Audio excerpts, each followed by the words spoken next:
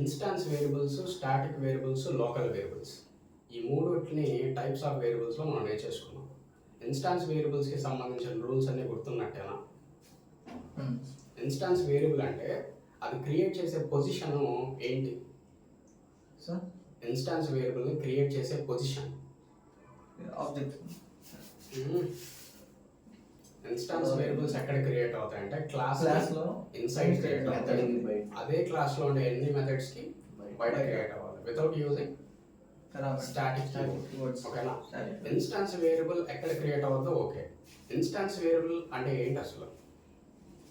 ఎటువంటి వేరియబుల్స్ని instance వేరియబుల్స్గా consider చేస్తాం? Different object different వాల్యూస్ని చేసేదాన్ని ఇన్స్టాన్స్ వేరియబుల్స్ అంటారు. ఇప్పుడు ఒక 5 మెంబర్స్ ఉన్నారు స్టూడెంట్స్. ప్రతి స్టూడెంట్కి ఒక సపరేట్ ఐడి ఉంటుంది, సపరేట్ నేమ్ ఉంటుంది. అంటే ఆ రెండింటిని మనం ఏమనొచ్చు? ఇన్స్టాన్స్ వేరియబుల్ అనొచ్చు. అయితే ఈ 5 మంది స్టూడెంట్స్ ఒకే ఇన్స్టిట్యూట్లో నేర్చుకుంటున్నారు. అప్పుడు ఇన్స్టిట్యూట్ నేమ్ అనేది ఆ వేరియబుల్ ఎలా కన్సిడర్ చేయాలి? స్టాటిక్గా. ఎందుకంటే అందరికీ కామన్ వాల్యూ ఉంటుంది. ఓకేనా?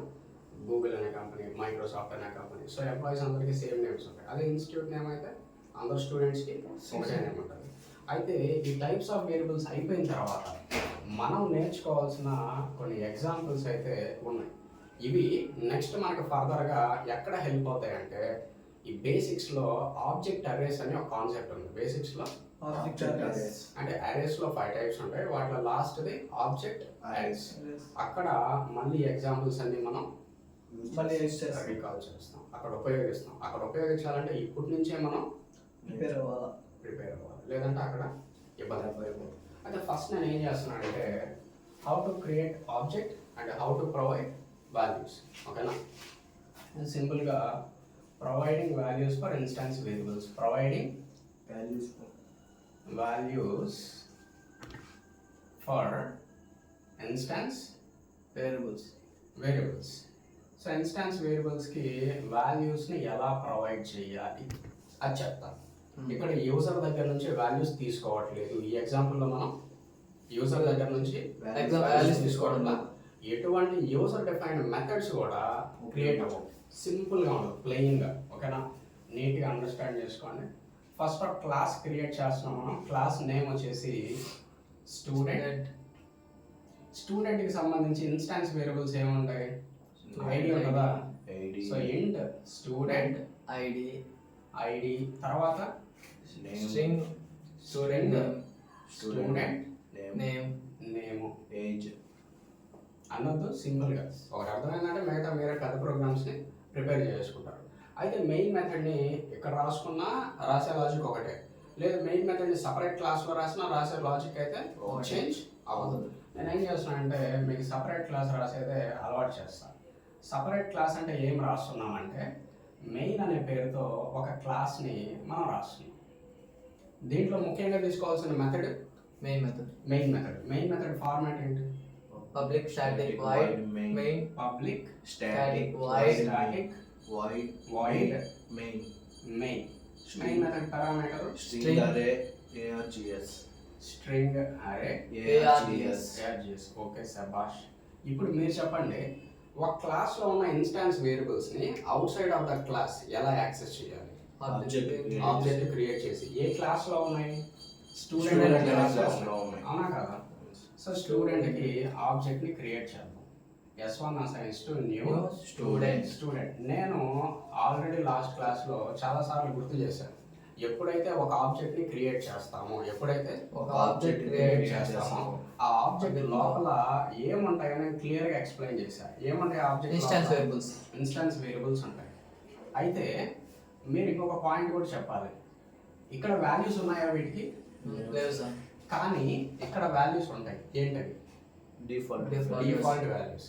STUID అనేది ఇంటీజర్ కాబట్టి డిఫాల్ట్ వాల్యూ వచ్చేసి 0. ఇంకొక ఇన్స్టాన్స్ వేరియబుల్ కూడా ఉంది కదా, సో ఇది కూడా ఈ ఆబ్జెక్ట్ లోపల క్రియేట్ అవుతుంది. మీరు వాల్యూస్ ఇవ్వనంత వరకు ఈ డిఫాల్ట్ వాల్యూస్ అలాగే స్టోర్ అయి ఉంటాయి. ఓకేనా? రైట్. ఇప్పుడు ఇంకొక ఆబ్జెక్ట్ కూడా క్రియేట్ చేద్దాం. Student S2 new student.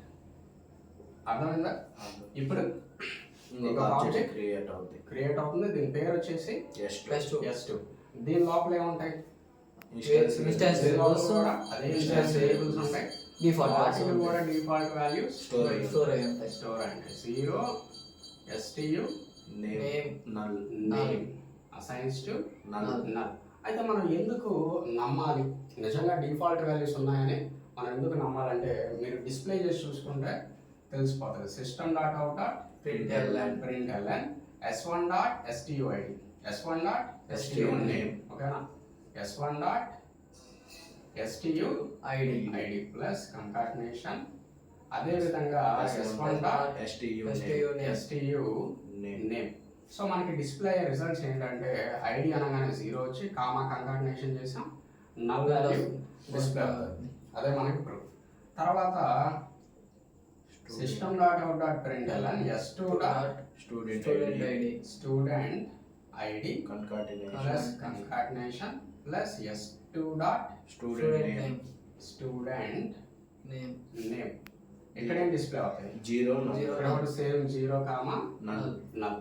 ఇప్పుడు వాల్యూస్ ని ఎలా చేంజ్ చేయాలి? మనం చెప్పినది కూడా అదే కదా, providing values for instance variables. So మనంతట మనం ఎలా ప్రొవైడ్ చేయాలంటే యూజింగ్ యూజింగ్ ఆబ్జెక్ట్ దాన్ని రెఫరెన్స్ వేరియబుల్ అని కూడా పిలుస్తారు. ఆబ్జెక్ట్ నేమ్ నేమ్ నే రెఫరెన్స్ వేరియబుల్ వేరియబుల్ అని కూడా పిలవచ్చు. Okay, s1 dot stu ID ID assigns to 1 అని ఇచ్చారు.